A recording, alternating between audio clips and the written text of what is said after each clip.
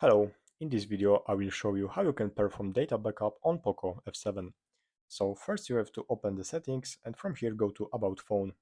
And now you can find here Backup and Restore, so open it and here you can make a backup by using mobile device, computer and Xiaomi Cloud. So let's take the mobile device for now and confirm your PIN over here.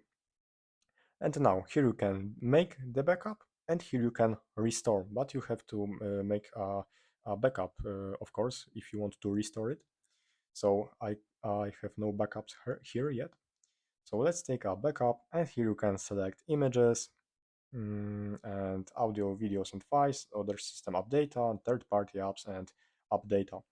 Also SMS contacts and call history, but I have no this stuff on my phone, so I can select it. So now click backup, and here you can read it and click got it. So now you have to wait a couple of seconds. And now, as you can see, backup is just it's working. You have to wait. So it's done now. So click finish, confirm your PIN again, and I think yes, backup is made, so I can restore it from here.